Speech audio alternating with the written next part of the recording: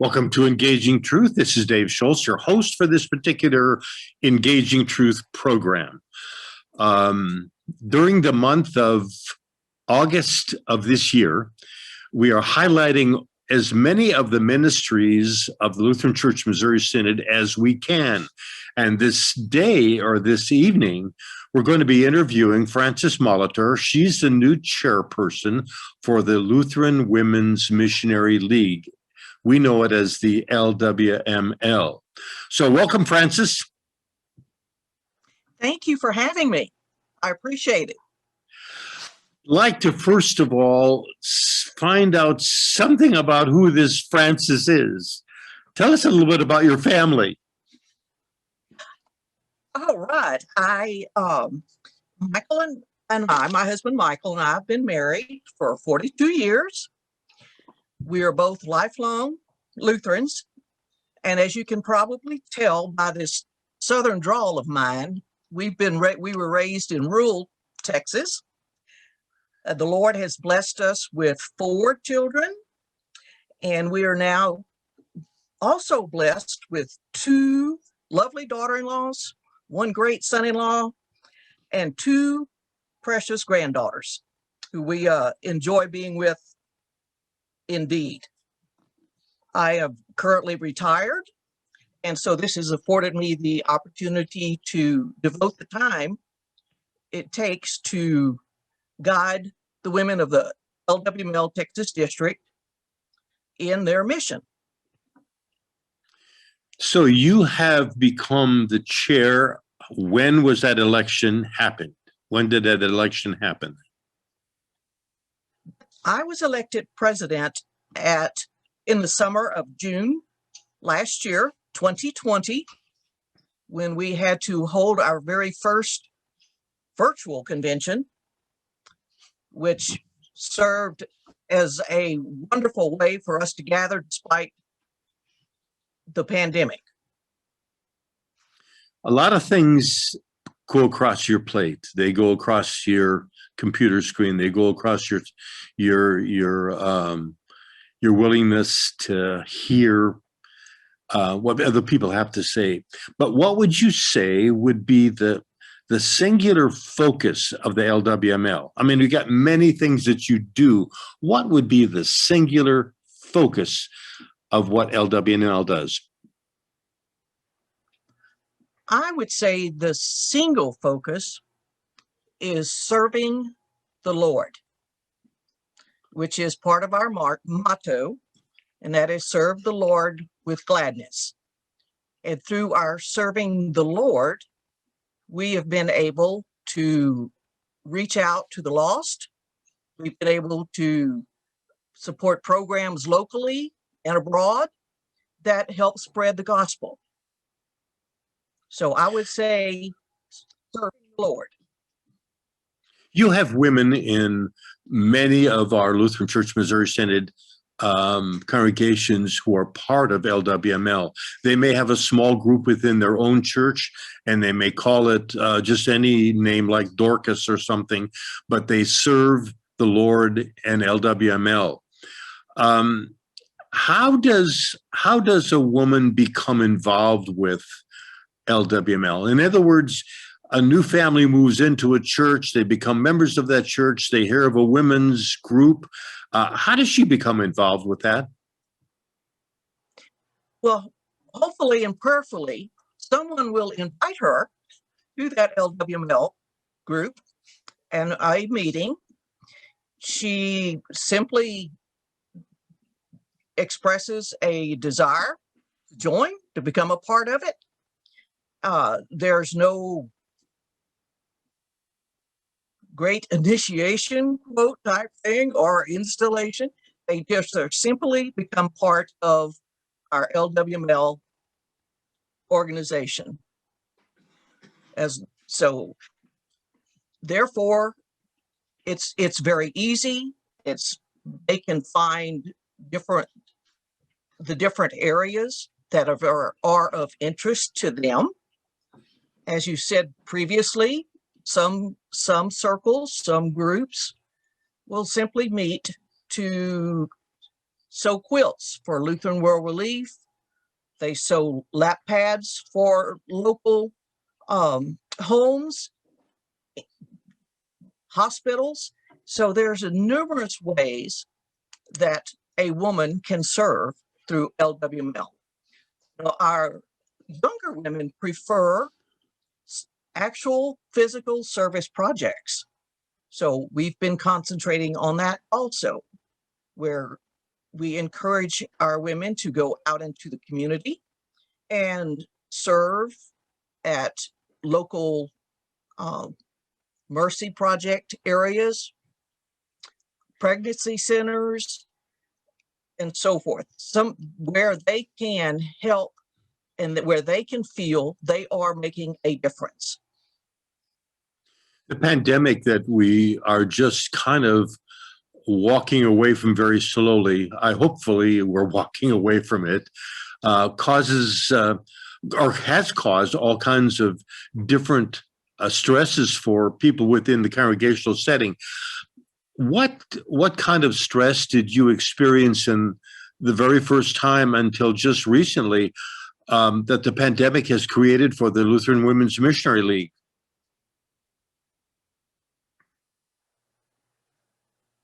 I believe, as most of us felt in general, is that helplessness, the uncertainty, Right.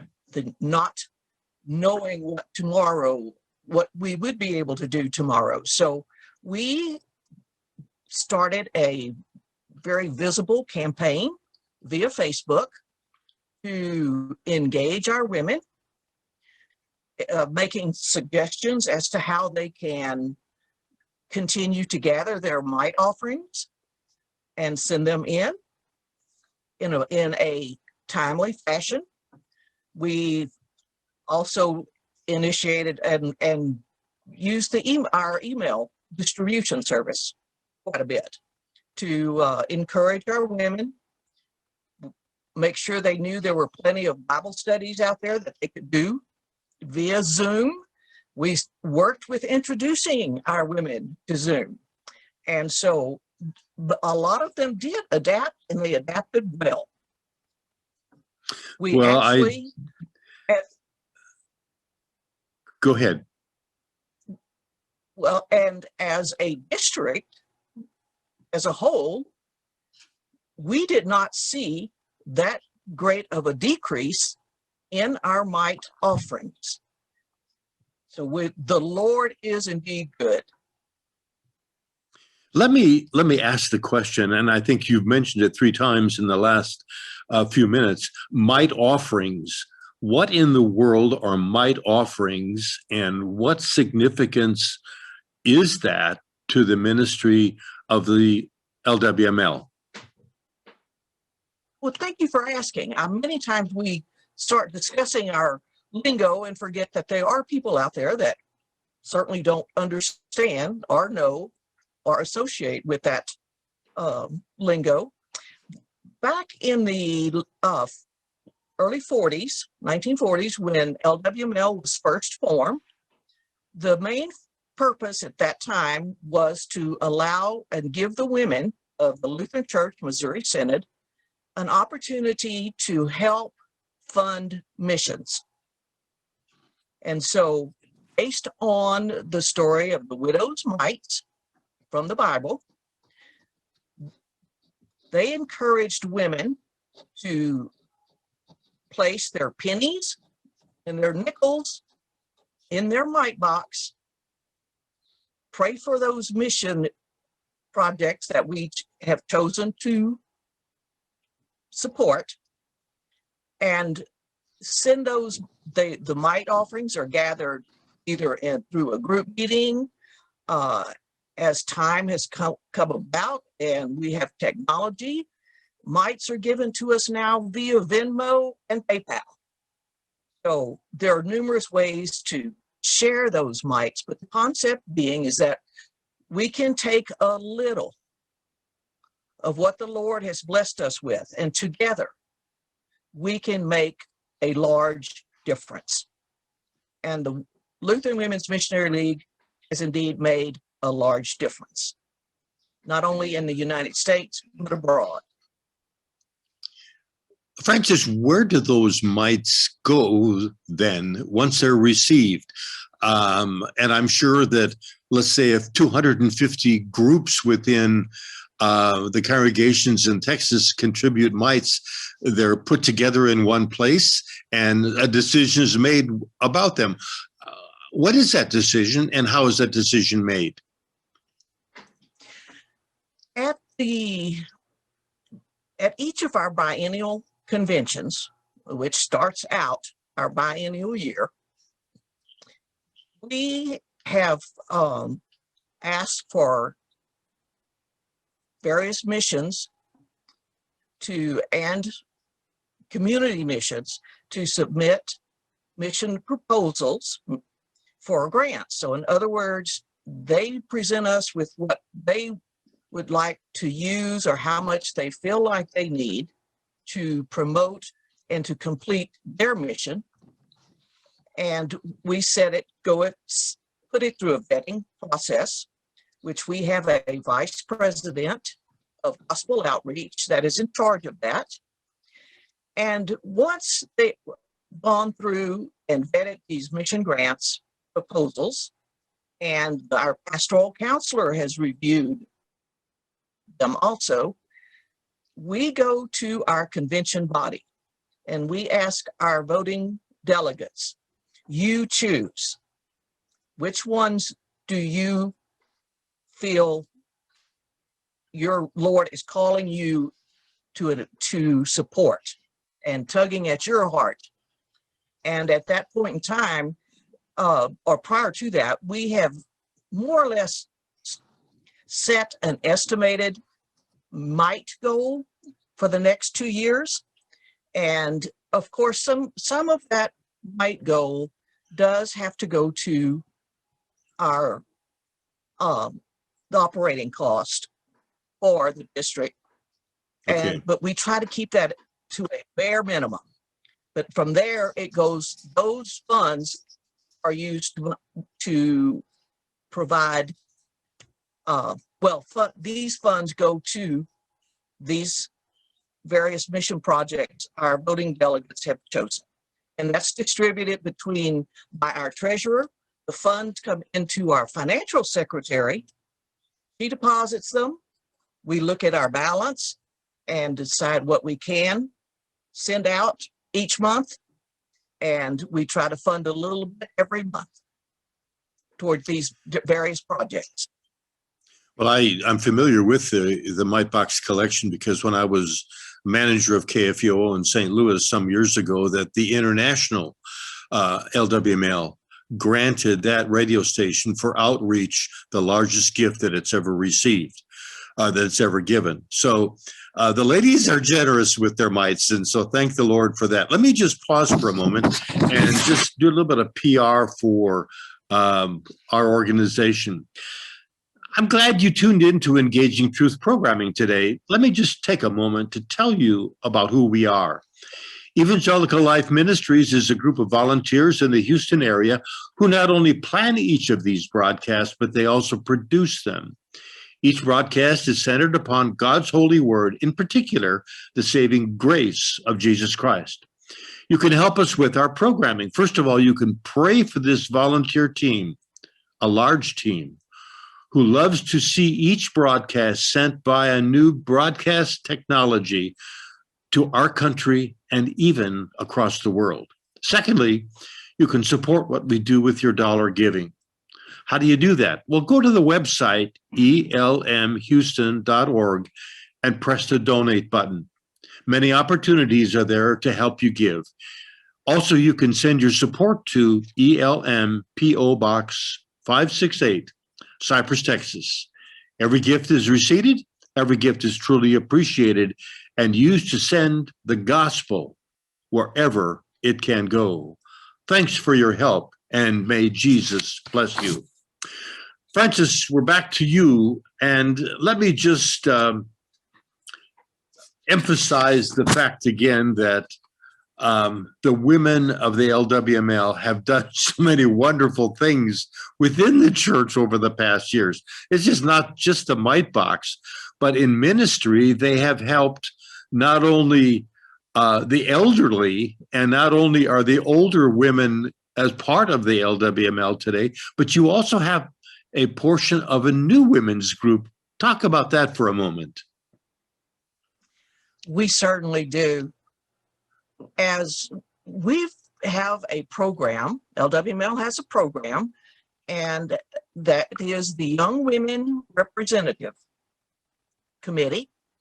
And the purpose of that is to engage our younger women in our LWML and our activities, introduce them to it.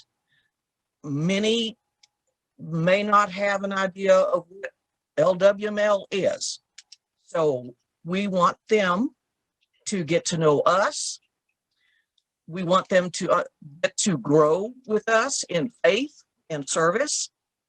We want them to come to love this organization and treasure it the way many of us older members do. And so through that program, there's various mechanisms we use. There's resources provided. But these young women, we usually send 2 young women from our district to the national convention, which this past convention, I had the pleasure of bringing along with me to convention our district YWRs, Ashley Fagur and Jessica Locke.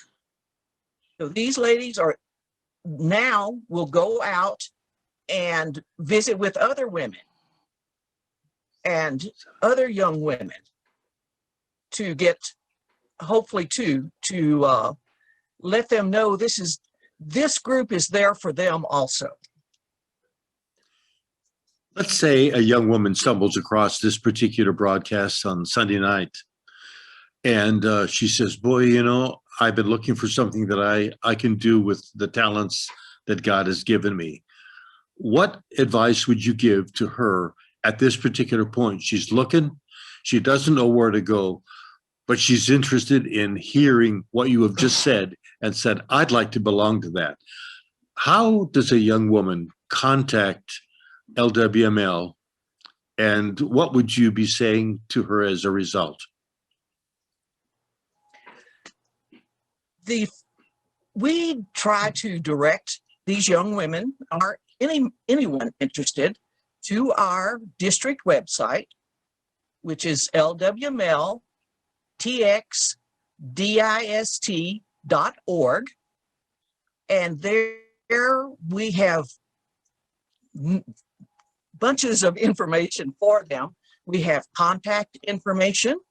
We have a listing of the various churches that have LWML societies in the district. So that would be my first suggestion and direction. Go to the website. And from there, of course, they can always contact me. But there's different vice presidents that serve in various areas, so they can reach out to them too. We are here to answer their questions and to hopefully introduce them to our service to the Lord. So, and if they don't find an answer there, I would say search through the local congregation, ask around. You're going to find somebody that knows LWML and will introduce them to someone locally that could help get them involved. It's hard for us to look around the corner and make predictions about what may be happening tomorrow in ministry, because that's the working of the Holy Spirit through his word that produces that. But after 4 years as being president, what would you like to see as the end result of your presidency with LWML at the conclusion of your ministry opportunity?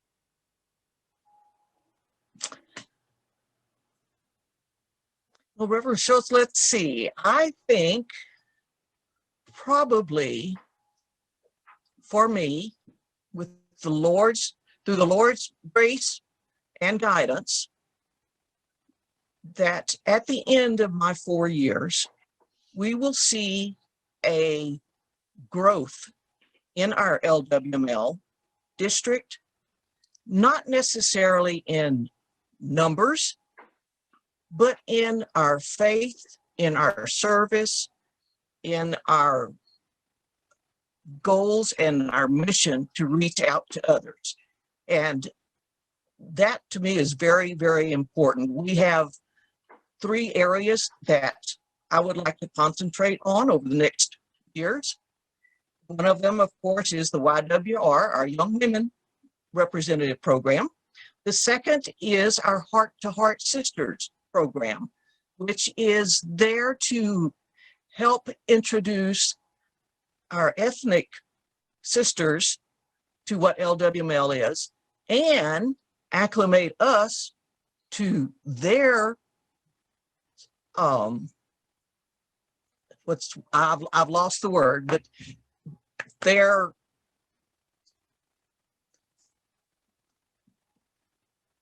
society as they live, what they know. That's I'm going to get that out, I guess, in the proper way eventually, but because it is different. Their background is different. The lives they led were different. We need to become acclimated with that too. The third would be our deaf outreach, and that is to hopefully make the women of the Texas district that are hearing impaired, most of them never knowing what a hearer or never having heard a voice or a sound, make them feel comfortable too. Let them come in. We want to find ways to make them feel comfortable, welcomed, and needed.